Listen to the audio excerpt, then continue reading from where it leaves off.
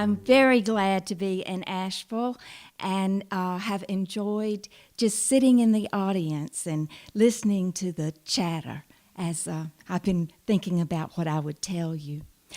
I grew up in a little bitty town where there were sidewalks in front of all the houses, and I lived right next door to my very best friend, Judith Ann. And when we got old enough, we could walk to school and we could walk to town and buy an ice cream cone. Our mothers belonged to the bridge club. They loved to play bridge every other Tuesday night, and they loved to give parties. They gave bridal luncheons. They gave baby showers. They had Coca-Cola parties. Now, if you don't know what that is, that's an afternoon party, and you serve ice-cold Coca-Colas. Now, they were usually for those that were visiting from out of town. And then we had the coffees, and those were for the newcomers to our community, so they could meet all the other people. I couldn't imagine living any place else, but I grew up and married Will Cunningham and moved to Rome, Georgia, and I stepped into an unimaginable world. We bought a house in a subdivision. There were rows and rows and rows of houses and not one sidewalk anywhere, and the children rode the bus to school. It was a 3-bedroom, 1-bath house. The bathroom was so little that you had to leave the door open when you brushed your teeth or you'd crash your elbow. Now, growing up, being in that town was quite different. We had moved there in June, and it was late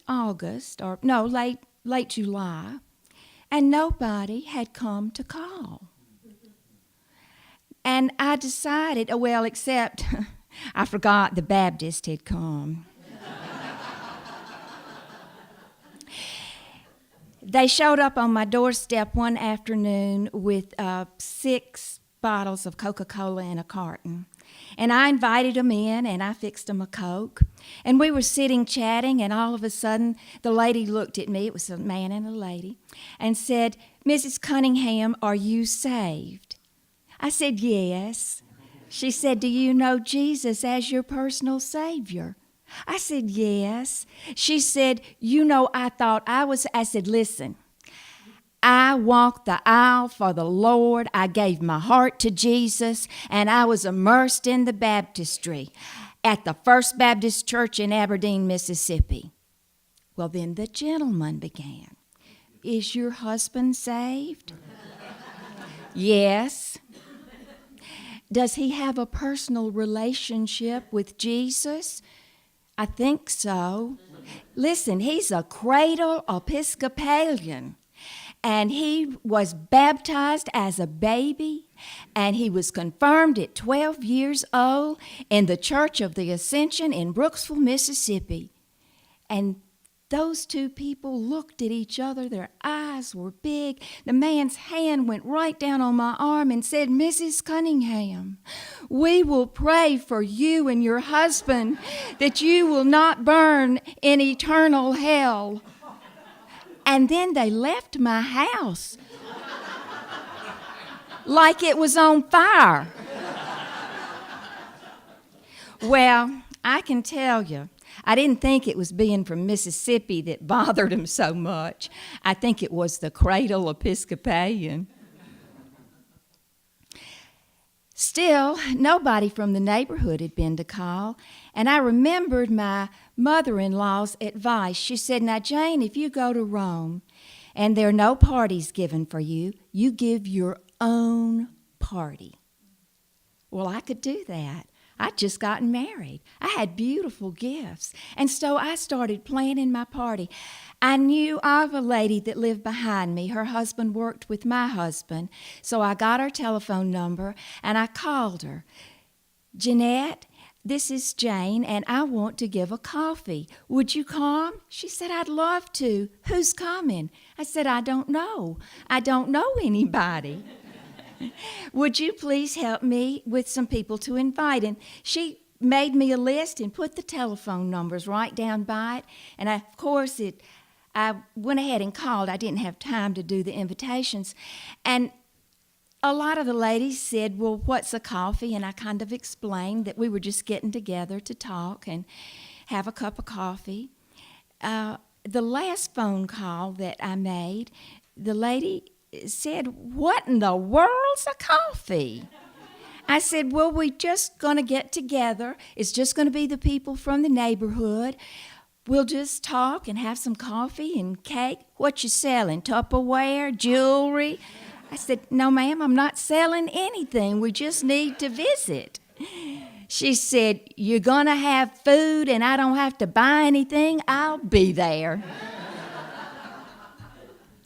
Now, I did a lot of planning and looking at my dishes, and finally, I called my friend Mary Hudson. I said, I've got it all planned in my head. Will you come and help me? I had met her at a teacher's meeting. Help me serve the coffee, and she said she would. And I worked and worked, and when I got up on the morning of that party, my table was beautiful. I had a few flowers in a vase. I had my homemade pound cake that my mama taught me how to bake on a glass cake pedestal that Grace and Nappy Moore had given to me. I had a silver water pitcher that I put the water in.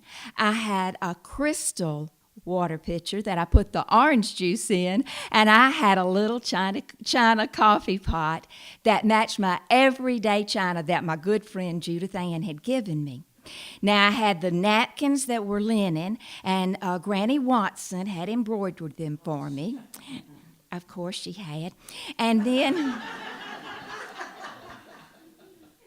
and then I had salted, roasted pecans. I went to the bakery, Lillian's, and got some cheese straws and those pretty little mints that are all different colors. I was just pleased with this table, and my friend Mary Hudson came, and we were dressed in our dark cottons because it was late summer. Our guests began to arrive, and, well, they were still dressed as if it were high summertime, white pants. But that was okay, because I just wanted to meet these people. Mary helped. I introduced them to Mary as they came in, and they had their coffee. But, everybody was there but one person, and it was quiet. You could just kind of hear the click of the coffee cups on the saucers and a little bit of a... Then the doorbell rang, and I opened the door. I was speechless. There was a woman standing at my door in my doorway.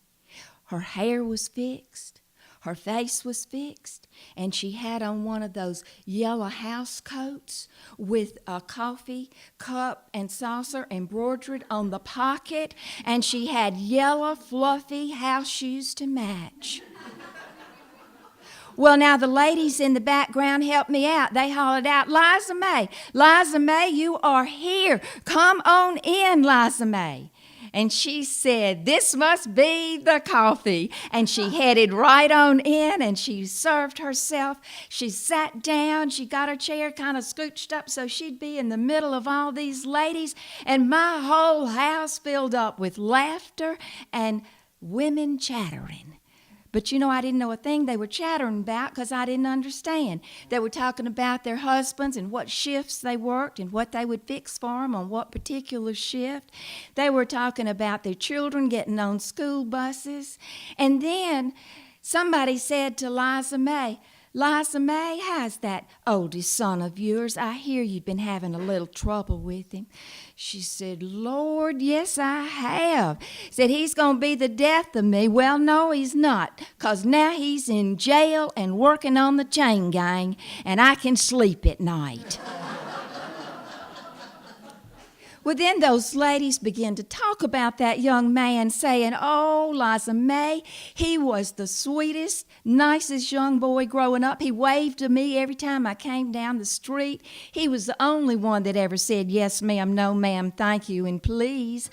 Maybe being on the chain gang will help him. And Liza May said, it is. He's going to have to get up and do some work, and I believe he'll do a turnaround for sure.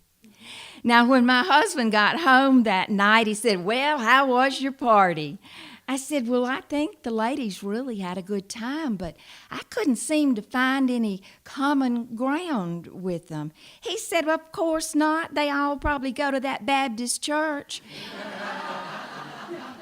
that couple came from. You need to join the Episcopal church, just like my mama and I want you to. Well, I couldn't imagine being in that Episcopal church, and Will just sat down and started reading the Wall Street Journal. I wanted to go home. I couldn't imagine bringing up my children in that little old bitty house. I couldn't imagine how I was ever going to find any ground to communicate with these ladies. And I could not imagine being an Episcopalian.